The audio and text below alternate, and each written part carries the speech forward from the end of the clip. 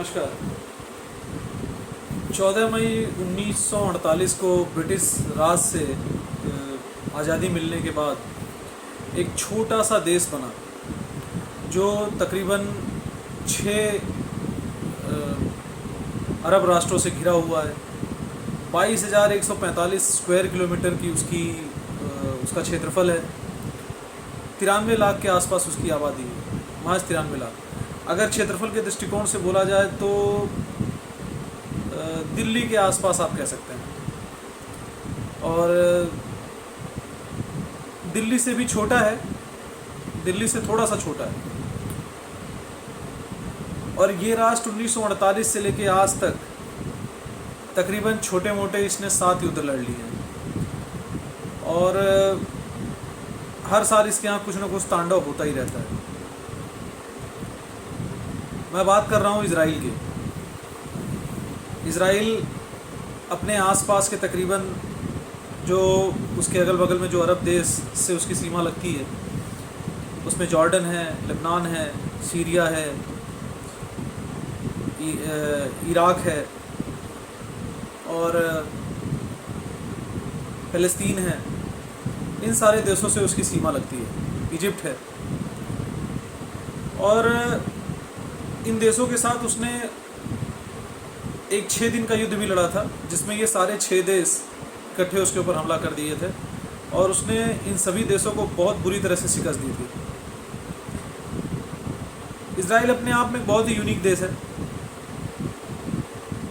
तकरीबन 75% के आसपास की वहाँ की जो आबादी है वो जुडाइज़म में यकीन रखती है।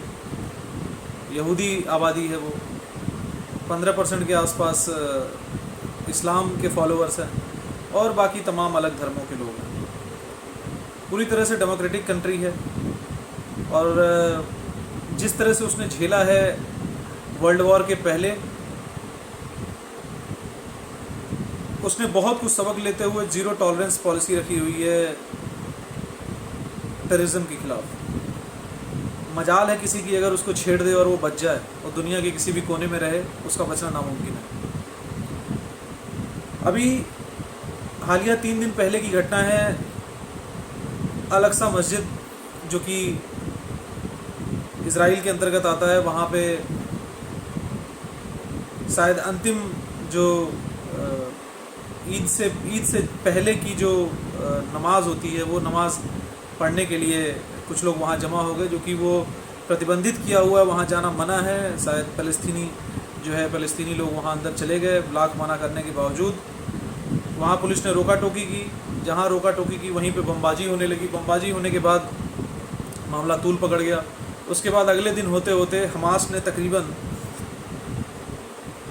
अगले 24 घंटे के अंदर 1000 से ज़्यादा रॉकेट दाग दिए। इसमें तेल अवीव शहर, एस्कलॉन, ये 2 बड़े शहर टारगेट किए गए। ये तो शुक्र है कि उसका अपना एक आयरन डोम सिस्टम है, जो कि उसने अपने देश को प्रोटेक्ट करने के लिए वो सिस्टम बनाया हुआ है। किसी भी हवाई हमले को वो पहले से ही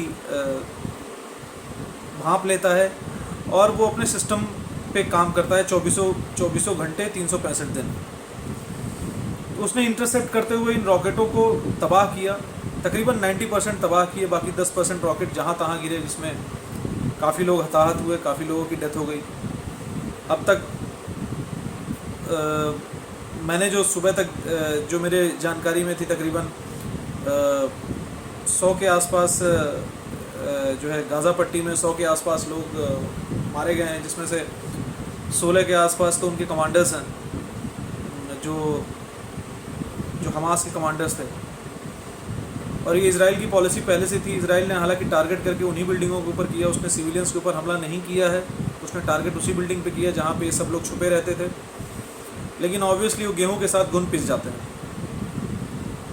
इजराइल एक ऐसी कंट्री है कि जिसने अपने सभी नागरिकों के लिए मिलिट्री ट्रेनिंग मस्ट कर रखी है। उनको मिलिट्री ट्रेनिंग करनी ही करनी है। 93 लाख की पॉपुलेशन है, और अपनी सुरक्षा के लिए अगर पूरी तरह से आप ट्रेन नहीं रहोगे तो अगल बगल के सारे लोग खा जाएंगे। और जैसा कि इजराइल का इतिहास रहा है मैं उस हिस्ट्री में नहीं जाना चाहता कि किसकी ज़मीन क्या थी, किसकी ज़मीन क्या थी, अंग्रेज़ों ने किसको किसको क्या क्या ज़मीन दी थी, क्या रेफरेंडम था और किस बात को लेकर डिस्प्यूट है। लेकिन मेरा इतना ज़रूर कहना है कि आतंकवादी के अंदर, अगर इतनी आतंकवादियों के अंदर हिम्मत है, ठीक है, अगर आपके साथ कुछ बुरा ही हुआ है तो आप मर्दों की तरह आर्मी से लड़िए। आप निहत्थों के ऊपर वार करते हैं, सिविलियंस के ऊपर, आप औरतों की आड़ लेके लोगों के ऊपर हमला करते हैं। इज़राइल ने अपना बदला लिया। इज़राइल दुनिया भर की यूनाइटेड नेशन सिक्योरिटी काउंसिल की तरफ से भी इज़राइल को कहा गया कि आप शांत हो जाओ, आप रुको।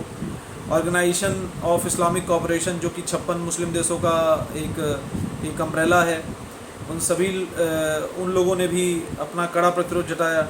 लेकिन उसने कहा कि हम अच्छे से इनसे निपटेंगे और जब तक अंतिम आदमी को साफ नहीं कर देंगे, परलोक नहीं सिधरवा देंगे, तब तक हम चुप नहीं रहेंगे। उसकी पॉलिसी, उसकी जीरो टॉलरेंस पॉलिसी है, वो छोड़ता नहीं है किसी को।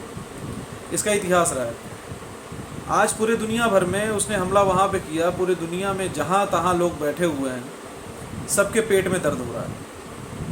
हिंदुस्तान में भी बैठे बड़े सारे भाई लोग हैं, उनको बहुत दर्द हो रहा है। यहाँ जो हिंदुस्तान में बैठे जिन भाई लोगों को दर्द हो रहा है, उनको पाकिस्तान, उनको कश्मीरी हिंदू, उनको बांग्लादेश, उनको म्यांमार, उनको अफ़गानिस्तान में उन हिंदुओं का जिनको जबरिया धर्म परिवर्तन किया गया, जिनकी लड़कियों को जब उठा कर लेके चले जाते हैं, उनका धर्म परिवर्तन करके शादी कर लेते हैं, उनकी हत्याएं करते हैं धर्म के नाम पे। कश्मीरी पंडितों को पलाद जो है उनके अपने घर से निकाल के वो आज हिंदुस्तान के अंदर, अपने ही देश के अंदर ऐसे शरणार्थी रहते हैं। उनके लिए यहाँ बैठे लोगों को दर्द नहीं छलकता। लेकिन फ़लस्तीन में बैठे जो उनके भाई हैं, उनके मरने पे उनको बहुत दुख होता है, लेकिन और किसी के लिए उनको दुख नहीं होता। अरे ये बात अलग है कि भाई भाई का कंसेप्ट आपके यहाँ है, आपके यहाँ नेशन का कंसेप्ट नहीं है, लेकिन भाई जहाँ हो उसका गुणगान गाया करो। उससे क्या लेना देना आदमी, यार वो तुम्हारा देश थोड़ी है। उसने गलत किया, वो मर रहा है, उसने गलत किया, वो मरेगा। वो क्यों रो रहे हो इतना? इंडिया स्टैंड्स विद फ़लस्तीन, कोई इंडिया स्टैंड विद फ़लस्तीन नहीं है। ये लिखो कि you and your brother stand with फ़लस्तीन, ठीक है? ये मत लिखो कि India always stand with Israel and India will always stand with Israel, ठीक है? वो हमारे दुख का साथी है। सुख की बात छोड़ दीजिए, इज़राइल हमारे दुख का साथी है। जब पूरी दुनिया हमारे साथ नहीं खड़ी थी ना, तब इज़राइल हमारे साथ खड़ा था।